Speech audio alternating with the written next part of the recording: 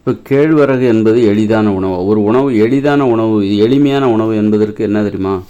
அது வந்து உற்பத்தி செய்கிறதுக்கு எளிதாக இருக்க வேண்டும். இப்போ அது வந்து உணவாக தயார் செய்வதற்கு எளிதாக இருக்க வேண்டும். இப்போ வந்து எளிதான உணவுக்கு ஒரு உதாரணம் இப்போ வந்து கொய்யா மரம் வைக்கிறோம். கொய்யாப்பழம் வருது, பறிக்கிறோம், சாப்பிட்றோம், முடிஞ்சு போச்சு. அதுக்கு வந்து தண்ணியே அதிகமாக ரொம்ப ஊற்ற வேண்டிய அவசியம் இல்லை. களை பறிக்கிறது அப்படி எந்த பெரிய வேலையெல்லாம் எதுவுமே கிடையாது. ஒரு மரம் உரம் போட்டால் மட்டும் போதும். ஆனால் நீங்கள் ஒரு நெல் விளைய வைக்கிறீங்கன்னு வச்சுங்களேன், அதுக்கு வந்து முதல்ல வந்து நெல் விதைக்கணும், அப்புறம் அதை பிடுங்கி நாற்று நடணும், அப்புறம் அதில் களை பிடுங்கணும், தண்ணி எப்போதும் தேங்கியே நிற்கணும், அப்புறம் பார்த்திங்கன்னு வச்சுங்க, அப்புறம் கதிர் இருக்கணும். அது வேறு பெரிய மழை வந்துச்சுன்னா பெரிய சிக்கல் அப்படி நிறைய.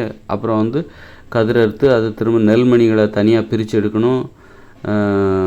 அந்த கதிரை அறுத்து அதை வந்து கல்லில் அடித்து அல்லது மிஷினில் போட்டு தனியாக நெல்லை பிரித்து எடுக்கணும். நெல்லை வந்து அவிச்சு அப்புறம் காய வைக்கணும். காய வச்ச நெல்லை காய வச்ச பிறகு திரும்ப அதை எடுத்துகிட்டு போய் ரைஸ் மில் கொண்டு போகணும். ரைஸ் மில் கொண்டு அரைச்சி அப்புறம் வந்து அரிசியை தனியாக பிரித்து உமியை தனியாக பிரித்து எடுக்கணும். அப்புறம் தான் அந்த அரிசியை நீங்கள் அது பொங்கி திங்கிறதுக்கு உங்களுக்கு வந்து விறகடுப்பு தேவை அல்லது கேஸ் அடுப்பு தேவை. கேஸ் அரேபியாவிலேருந்து வரணும். குக்கர் தயாரிக்கிறதுக்கு ஒரு கம்பெனி தேவை. கேஸை கொண்டு வர்ற எரிவாயு சிலிண்டரை கொண்டு வர்றதுக்கு லாரி வேணும். லாரியை தயாரிப்பதற்கு டாட்டா கம்பெனி அல்லது அசோக் லைலாண்டு கம்பெனி இதெல்லாம் தேவை. அவங்க அதில் வந்து டயர் கம்பெனி தனியாக தயாரிச்சிட்ருப்பாங்க. லாரிக்கு டயர் தேவை, டயர் தனியாக தயாரிச்சிட்ருப்பாங்க. இப்படி கஷ்டப்பட்டு தான் அந்த கேஸை கொண்டு வருவாங்க. அப்புறம் பார்த்திங்கன்னா இந்த அரிசியை வந்து வியாபாரம் பண்ணி கடையில் விற்பாங்க. நீங்கள் போய் வாங்கிட்டு வந்து அப்புறம் உளுந்து வாங்கணும். இப்படி நிறைய வாங்கி கஷ்டப்பட்டு தான் அந்த ஒரு இட்லியெலாம் சமைச்சு அப்புறம் நீங்கள் சாப்பிட்றீங்க. அப்போ இது எவ்வளோ கடினமான உணவு பாருங்கள், கொடூரமான உணவு. ரொம்ப ரொம்ப உயிரை பணயமாக வச்சு தான் நீங்கள் ஒவ்வொரு நாளும் இந்த இட்லியெல்லாம் சாப்பிட்றீங்க. இட்லி தோசையெல்லாம் எளிமையான உணவுன்னா என்ன தெரியுமா? ஒரு ரொம்ப பறிச்சிங்களா சாப்பிட்டீங்களா முடிஞ்சு போச்சு. இதை விட எளிமையான உணவு உலகத்துலேயே கிடையாது. ஆனால் ஒரு இட்லிக்காக நீங்கள் எப்படியெல்லாம் கஷ்டப்படுறீங்க பாருங்கள். இட்லி சாப்பிட்றதுக்காக நீங்கள் இட்லின்னா சாஃப்டாக இருக்குது, உடனே அது ரொம்ப மென்மையான உணவு, எளிமையான உணவுன்னு சொல்லிக்கிறீங்க. இட்லி எவ்வளோ கடினமான உணவுங்கிறதுக்கு நான் இப்போ உங்களுக்கு உதாரணம் சொல்லிட்டேன். ஏன்னா எவ்வளோ கடினமாக உழைத்து தான் ஒரு இட்லியை வந்து இன்றைக்கி உங்களுக்கு தயாரித்து கையில் உங்கள் பிளேட்டில் வைக்கிறாங்க. அதுக்கு பின்னாடி அவ்வளோ வேலைகள் இருக்குது.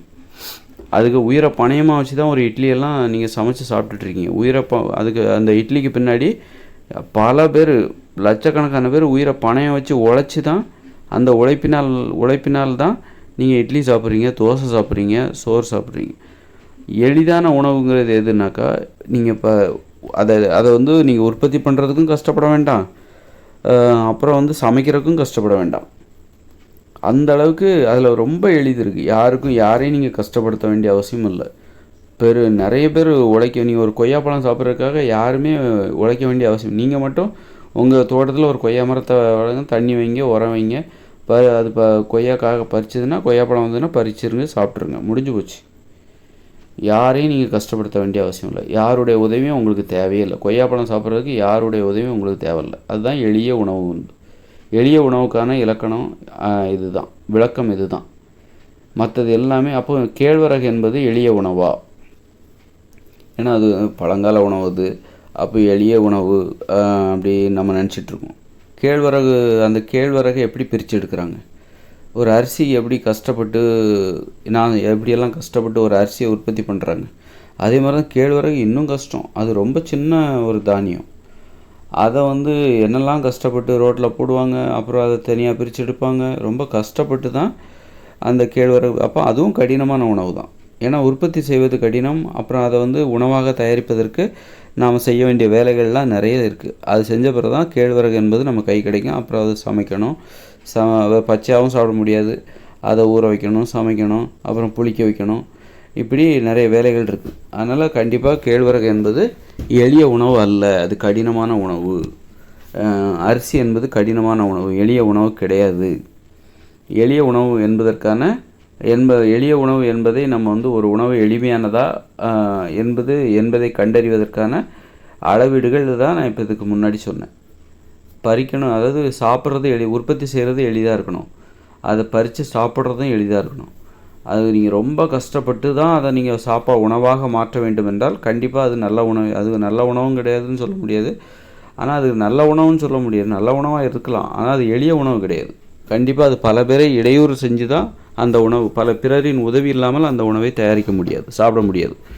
அரிசி, கோதுமை, கேழ்வரகு, சோளம் இதெல்லாம் பிறருடைய உதவி இல்லாமல் நீங்கள் அதை உற்பத்தி செய்து நீங்கள் உணவாக சாப்பிட முடியாது. ஆனால் கொய்யாப்பழமோ, ஆப்பிள் பழமோ, ஆரஞ்சு பழமோ, காய்கறியோ, இது எல்லாமே காய்கறி, கீரை, இது எல்லாமே பிறருடைய உதவி இல்லாமலே நீங்களே உற்பத்தி பண்ணி எளிதாக சாப்பிட்டு விடலாம். இதுதான் எளிய உணவு என்பது. தான் பிறரை இடையூறு செய்யாமல், பிறருடைய உதவி இல்லாமலே இதை உற்பத்தி செய்யலாம், சாப்பிடவும் செய்யலாம். அதுதான் எளிமையான உணவுக்கான விளக்கமும் இலக்கணமும். அதுதான் எளிய உணவுகள் தான் உங்கள் உடம்புக்கு ஆரோக்கியத்தை தரும். அது ரொம்ப கஷ்டப்பட்டு சமைச்சு சாப்பிட்றீங்க பார்த்தீங்களா, இட்லியெல்லாம் எவ்வளோ கஷ்டப்படுறாங்க. அரேபியாவில் கேஸை கொண்டு வராங்க, குக்கரு, அதுக்கு ஒரு தொழிற்சாலை, லாரியிலெல்லாம் எடுத்துகிட்டு வராங்க, ரைஸ் மில்லு, இப்படி கஷ்டப்பட்டு சமைக்கிற அந்த இட்லி, பூரி, பொங்கல், தோசை, தானியங்கள், கேழ்வரகு, கூழ் இதெல்லாம் சாப்பிட்டா நோய் தான் வரும். அதற்கு உதாரணம் கண்டிப்பாக இதில் யாராலையும் மறுக்க முடியாது. இந்த அரிசியினால் செய்யப்பட்ட உணவுகள். அப்புறம் நோய் வந்தால், ஒரு சுகர் வந்ததுன்னா டாக்டர் என்ன சொல்கிறாரு, நீங்கள் இட்லி சாப்பிடாதீங்க, அதை சாப்பிடாதீங்க, ரைஸ் எடுத்துக்காதீங்க அப்படின்னு தான் சொல்கிறார். அப்போ இந்த உணவுகள் எல்லாமே நோய்கள். அவ்வளோ கஷ்டப்பட்டு சமைக்கிறாங்க. ஒரு இட்லி, பூரி, பொங்கல், தோசை இது எல்லாம் அவ்வளோ கஷ்டப்படுறாங்க. பரோட்டா, ஏராளமான பின்புலத்தில் அவ்வளோ கஷ்டம் இருக்குது. அந்த ஒரு இட்லிக்காக அதான் அரேபியாவில் கேஸை கொண்டு வராங்க. அப்புறம் ரைஸ் மில்லில் அரிசியை உமியை தனியாக, தவிட்டை தனியாக, அரிசியை தனியாக பிரித்து எடுக்கிறாங்க, அவிக்கிறாங்க, காய வைக்கிறாங்கன்னு எவ்வளோ வேலைகள் செஞ்சு கடைசியில் பார்த்தா அதை சாப்பிட்டா நோய் வருது. அப்புறம் கடற்கரையிலேருந்து உப்பு எடுத்துகிட்டு வரணும், உப்பு போட்டு தான் சமைச்சு சாப்பிட முடியும். இவ்வளோ செஞ்சதுக்கப்புறமும் இவ்வளோ கஷ்டப்பட்டு நீங்கள் சாப்பிட்ட சாப்பாடு கடைசியில் உங்களுக்கு நோயை தந்து சீக்கிரமாக நீங்கள் சாப்பிட்றதுக்கு காரணமாக இருக்குது. ஆனால் நீங்கள் எளிய உணவுன்னு நான் சொன்னேன்ல, கொய்யாப்பழம், ஆப்பிள், ஆரஞ்சு, அன்னாசி, இந்த மாதிரி எளிய உணவுகள் இருக்குல்ல, வேர்க்கடலை, அதெல்லாம் பறித்தா உடனே சாப்பிட்றலாம். இந்த மாதிரி எளிய உணவுகளை சாப்பிட்டிங்கன்னா உங்கள் நோய் வராது. பார்த்தீங்களா எவ்வளோ அற்புதமான ஒரு இது பாருங்கள். எளிய உணவு தான், ஆனால் அது சாப்பிட்டா நோய் வராது. ஆனால் ரொம்ப கஷ்டப்பட்டு நீங்கள் சாப்பிட்ற ஒரு உணவு இருக்குல்ல, நிறைய நடைமுறைகளை கடந்து உணவாக உங்கள் கைக்கு கிடைக்கிற உணவுப் பொருள் அத்தனையும் சாப்பிட்டா கண்டிப்பாக நோய்கள் வரும், சீக்கிரமாக செத்து போயிடுவீங்க. அதான் கஷ்டப்பட்டு, அதான் ஒரு உணவு. அப்போ நீங்கள் இது எளிய உணவா, கடினமான உணவா அப்படின்னு சொல்லிட்டு நான் எந்த மாதிரி ஒரு மதிப்பிட்டனோ அதே பாணியை பின்பற்றி நீங்களும் கண்டுபிடிங்க.